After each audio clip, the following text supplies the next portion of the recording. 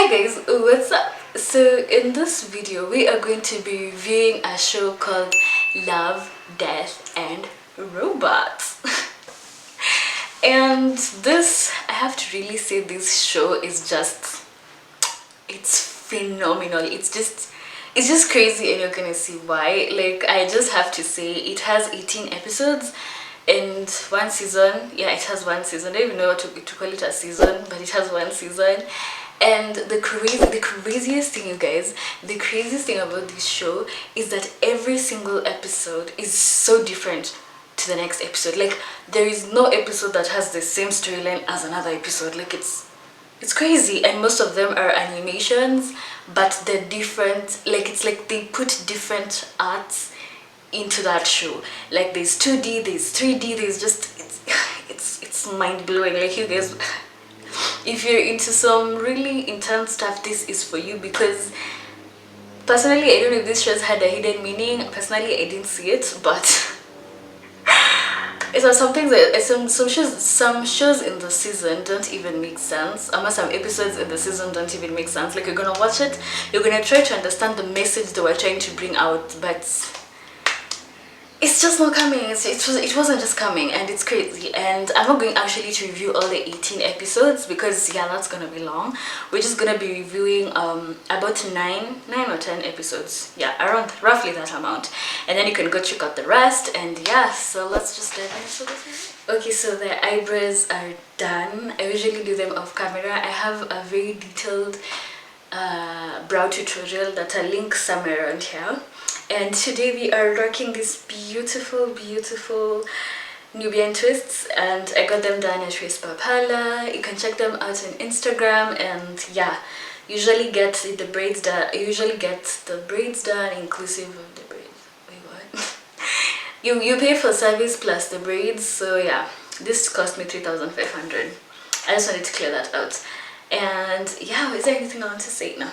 So we are gonna start this review.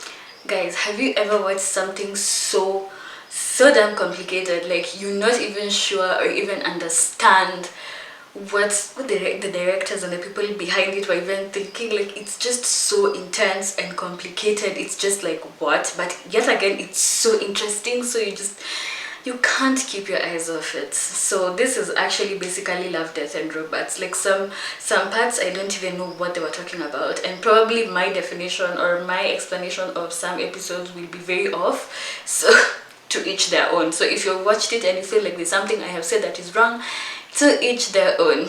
Okay, so let's start with the first episode. So the first episode is about 3 robots that go like sightseeing after apocalypse, after a post-apocalypse. So like, there was an apocalypse that happened, people died, and then 3 robots went for like what is it called, they were going like sightseeing, and they were trying things for the first time. And like, you see, like they try playing basketball for the first time, and they're really like not quite sure like what it was at first, you know, like it's a ball, but they've never really played it, so they're just like trying to figure out like, what is this basketball. They try burgers for the first time, and yeah, it's like they're having this really lit time. And on their like vacation and everything that they're doing, they actually ran into a cat, and at first they really don't know what it is. And I was like, if it's apocalypse, it's post-apocalypse and everyone's dead, then why is the cat alive? Like, doesn't make sense.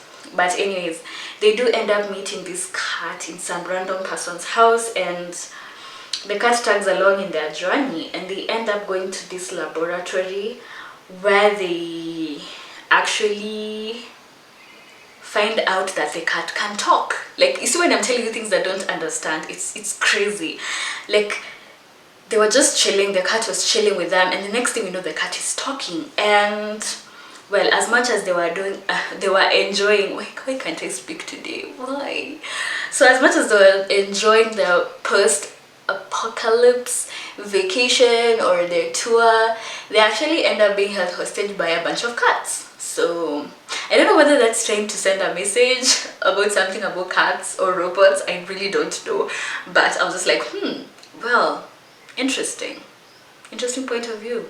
Okay, so to the next episode. This is actually, wow, this in this episode the characters looked so real. At first I thought they were like Jesus, I can't talk today. I thought they were actual human beings, but no, it's some really insane 3D stuff. But anyways, this one is about a ship's crew that was like going out of space, but due to a routing error, they ended up going very many, I think like 150,000 light years off course. I don't even know where that is. I don't even know much about space, but I just know that that is just saying that they're so so this guy actually ends up waking up before his friends, and he meets, oh, he's called Tom. So Tom wakes up before his friends, before like they took off in the ship out to outer space. They like, okay, it's so hard to explain because I don't know these terms. They were like in the ship, and then, no, sorry, they were like in pods. They closed the pods and they were supposed to wake up once they reached their destination. But when Tom wakes up, he realizes that they are actually very many light years off course. And then he actually meets Greta, who is a woman that he met on his vacation in, I don't know where, I don't remember the name of the place where they met. And I was very confused, first of all, because they were in a ship, like only 3 or 4 people. Then where the hell did Greta and her crew come from? Like, it was insane. I didn't understand where she came from, but we will. So like, at first he's just like, you know, he's very surprised realizing that the ship went off course and it wasn't meant to go off course. And Greta tells him to chill, you know, relax, it's gonna be okay, just don't worry, they're going to sort it out eventually. And that's those many light years means like 100+ years on Earth. So like they were gone for 100+ years on Earth. Like, that's just absurd. Like, that is why I'm never going out of space. No. It just when I think about it, I just get so paranoid. Anyways, so they get all cute with Greta, you know, just extremely cute, if you know what I mean. I do look like I have a seizure. Anyways, they do get like intimate and all that. And then one of their teammates, Susie, one of Tom's teammates, she's called Susie, she actually wakes up and she's in a whole panic mode. And on seeing Greta, because she had actually met Greta when they had gone to their like vacation to I don't know where. And he looked at her and he told Tom that is not Greta, and she got quite violent and attacked Greta and eventually passed out, or was knocked out. I think she was knocked out, and then she was taken back to her pod to like chill. But the more Tom thought about it, the more it didn't make sense to him. Like, where did Greta come from? Because it wouldn't make sense if you're lost in space and then some random person appears in your ship. Turns out Tom was actually being fed false, what do I call it? It's a false simulation, like false ideas, false memories into his mind, and Greta wasn't actually real. So when Tom hears that, he demands to see and know the truth of what happened to them and the ship. And Greta begs him not to want to see, because once he sees he won't be the same, but he really wants to know. Turns out they landed, I do not even know where. And Greta is actually, I will put a photo as I usually do of what she looked like. Greta was this spider-looking creature. Spider-looking alien long-legged creature. It's just crazy. Me, I was just so freaked out. If that happened to me, I just rather die. And he freaks out. He sees like and he looks all skinny and bones and stuff. I don't know whether they look like that because of malnutrition or because the spider was feeding on them. But clearly, wherever they were never coming back. And when he starts freaking out and screaming, he wakes up back in the ship, back to square one. He's fed back to the false memories and the false simulations, and he doesn't remember, but Greta knows. And that is how that particular episode ends.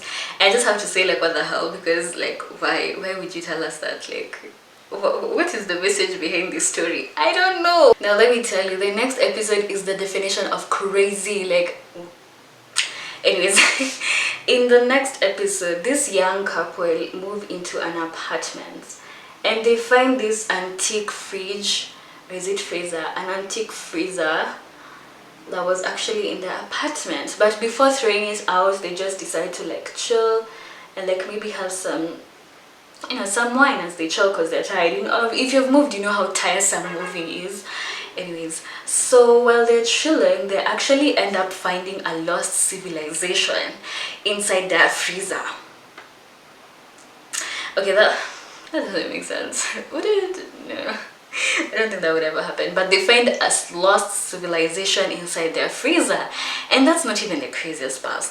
The craziest part is that this civilization is evolving, and it's evolving in a very fast rate. They go from the medieval ages to the I don't know what the next age is, but they move so fast in between these periods, and they clearly can, like, if it's a minute in the real world, in the civilization it's like maybe 100 years. Like, it was moving so fast, and they would see like how they like invented like stuff, cars and everything. And from moving to the periods of mammoths to the period of flying cars was just crazy. And it was just so interesting. Like, they even had a world war inside our freezer. Like, what the hell? Oh my gosh, they had a world war inside the freezer, and once the world war was like over, they started rebuilding their nation, and they had like flying cars, flying, like really advanced tech. And then they just faced extinction, and the couple actually thought after they faced extinction, you know, the weirdest thing actually was that the couple was not freaked out by this. If I found a lost civilization in my fridge, me, I'm going to live in church. Like, that's that's just about it. So they actually were not freaked out on finding a lost civilization in their fridge. They were actually so like intrigued, and they were really like invested in them. And like when they faced extinction, they felt so bad. It was like so crazy. Like, that would never be me, that would never be me. But when they woke up the next day, they found that the whole process had started again, back to the medieval ages. And it's just like it was just this recurring process. Wow, I do not know how people come up with that, but that is some mad ass creativity. Okay, for this next one, it took me some time to understand what was actually happening. So in an underground world of fighting for beastie, like beast looking creatures that are actually connected to their owners. So yeah, if I go, of course, just forgive me because this one was quite complicated.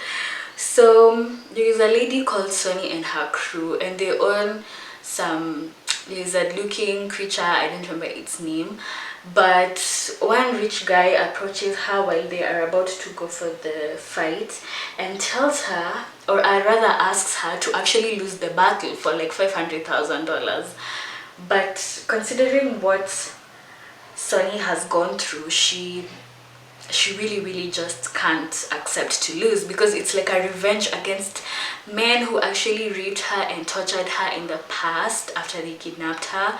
So she does this to get revenge. So it's not even about the money, it's about the revenge. So she actually refuses to lose the battle, and this rich guy is actually really pissed. Turns out Sonny has a thing for the rich guy's wife. That's very important for later. So when they go for the battle, at first it was so gore. Like, you can see like blood and heads being ripped off. At first I thought like Sonny's creature was going to lose, but actually it didn't, and that was awesome. So while she's like chilling, let me say, in the back room where the creature is, the rich guy's wife, let me call her Kate, but I don't even know if she had a name. Whoosh, Jesus Christ. I don't even remember if she had a name, but she actually like approached Sonny and was trying to like vibe with her and all that, because apparently she knew that Sonny alikuwa idhaa yake. Anyways, that was so sad. Actually, I knew something was going to happen here. It was so obvious.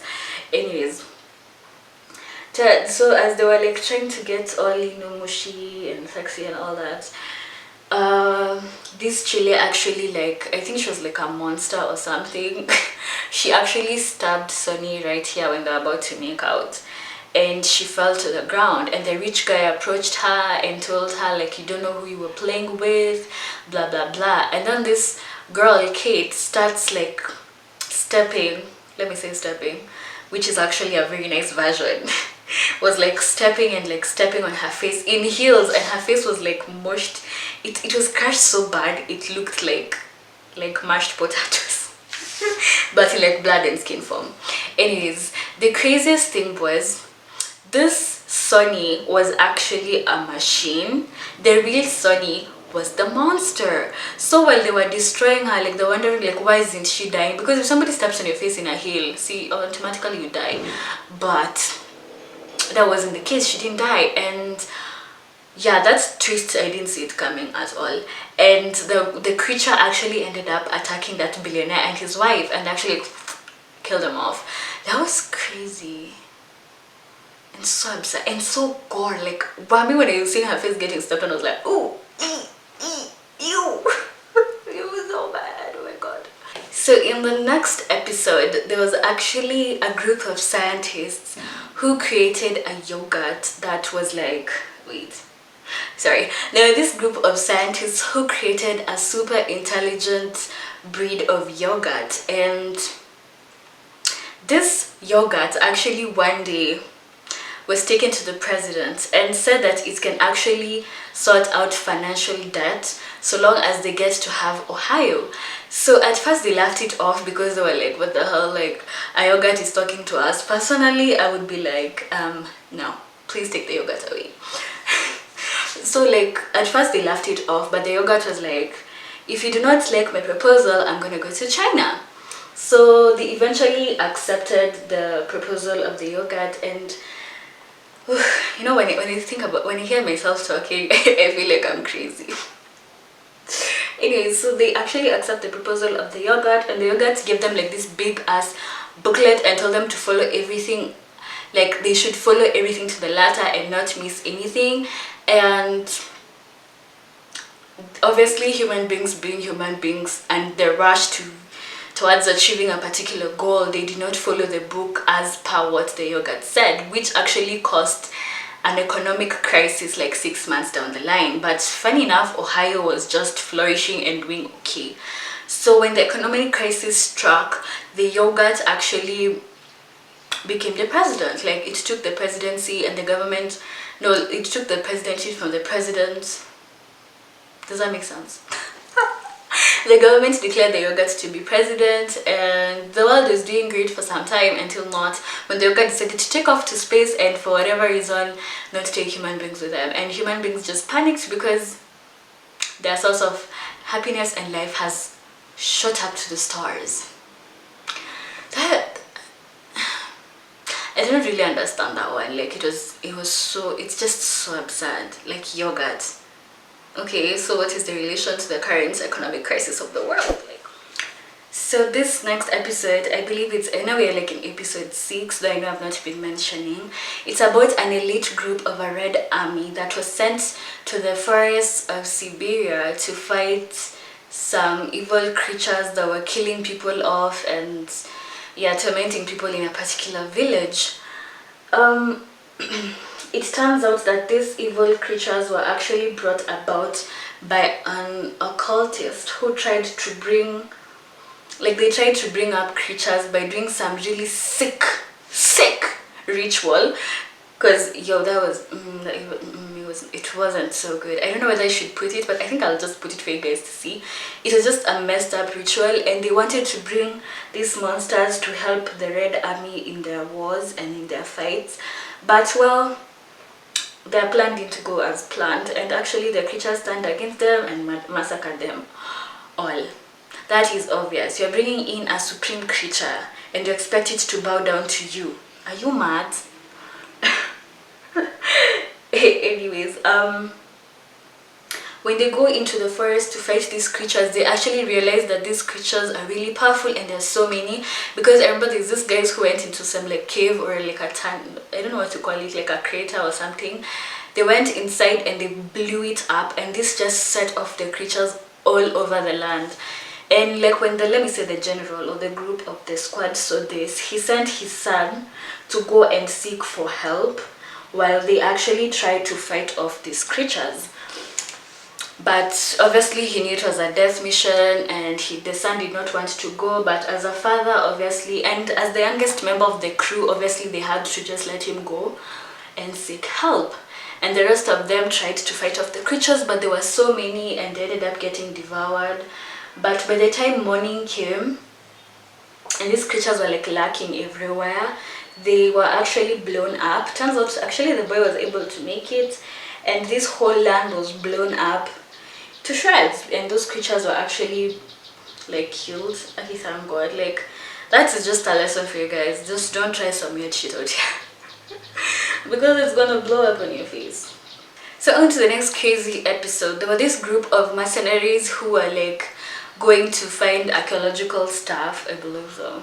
Yes, and they ended up unleashing some demon creature which attacks them. And this creature actually turns out to be Dracula. And Dracula is in this show is not that cute as vampire dude that you guys see and want to wish he turns you into a vampire. No, that is really not it. He looks like this creature, this really hideous creature that is very scary. And when they try to fight off this creature, turns out these creatures are afraid of cats, because if they actually end up devouring cats or get near cats, its body will end up burning up. Okay. And so that actually does help them escape and go to their other, like they were just like in the cave doing all their research and all that, but unfortunately they end up meeting this deadly creature who actually ends up killing one of their, like, let me say, subordinates and stuff. And when they run off to meet up with their other members, they plot on a plan on how to defeat this creature. So they decide on blowing up that cave and escaping further into the cave. So their plan actually does work. They actually do end up escaping, but not for the better. Well, they did manage to actually blow up that Dracula, but when they ran deeper into the cave, they entered into this, let me say, okay, they went into a part of the cave that was just crawling with these monsters. Like, I don't know if they died, but it's pretty clear they didn't make it. That's why I have cave phobia. Like, you just don't really know what is inside there. But my fear of going into caves is contributed by my claustrophobia. I just can't handle how small and no. Okay, this other episode was both disturbing and quite weird. Like, it was weird. Okay, so it's about this woman who's actually preparing to go for her job. She's an erotic dancer, and actually when she's looking out of the window, she ends up seeing the guy in the other building murdering someone, and that freaks her out. God, Jesus. That freaks her out, because clearly if somebody sees you murdering somebody, they'll chase after you and kill you. That is like quite obvious, because they don't want you to like go snitch on them and stuff. So like, she freaks out so much that she runs out of her building and gets into a cab. And when she's like in the cab, she actually calls 911 and reports about the crime that she has witnessed in the next door. But as 911 makes this one fast. So when she's making the call, she ends up like anyhow with the 911 recipient. So she actually ends up hanging up the phone, and she actually thinks she's safe, but turns out this guy is actually chasing after her. So, but at this point she doesn't really know. So she goes into her workplace, she prepares for her dance, and while she's just doing her, oh my gosh, she's preparing for her dance. So the guy actually follows her all the way to her workplace and gets in, and he's taken to like a seat where he can like get to enjoy the show and all that. And while the woman is doing like a little dance and she's like, you know, they're all doing all that sexy stuff, the guy, she actually sees the guy and freaks out and just like runs out of the room, because like clearly she's like, this guy is out to kill me.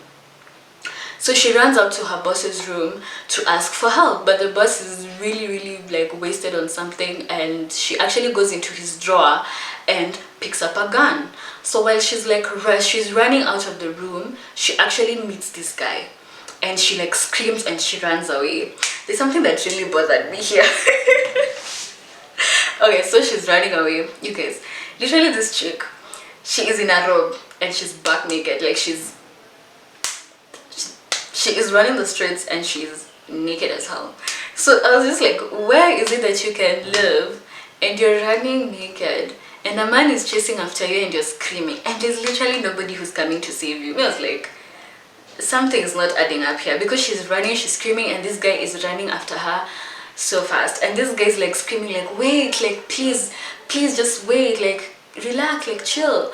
But this girl doesn't want to hear. Like she is running for her dear life naked and this guy is running after her. So she ends up running into a building and she's trying to like check which door is not locked. And actually in the beginning we do see that this guy was actually killing a woman who looks exactly like this woman who is running away from him. So she gets into a building and this guy follows her into the building. She gets into a room and this guy, turns out is actually that guy's room, which is like absurd.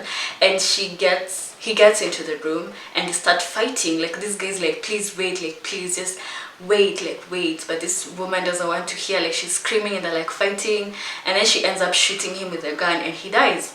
So the craziest part is when she shoots the guy and that guy dies, the person in the next building, who apparently looks exactly like the same guy this woman killed, is staring at her killing that guy, and it's just this endless cycle. And I was like, yo, like what?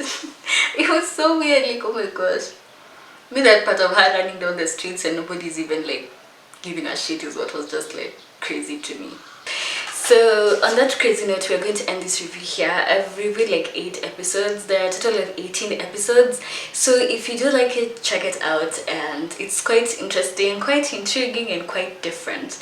That is what I'm gonna say. It's really, really quite different. And that is about it for this video. This was the glam look for today. We are looking gorgeous, pretty, beautiful, period. Anyways, I'm going to see you guys on my next video. Don't forget to subscribe, like, share, and all that good stuff. And don't forget to believe in yourself and to always take care of yourself, especially during these times. So until next time, bye.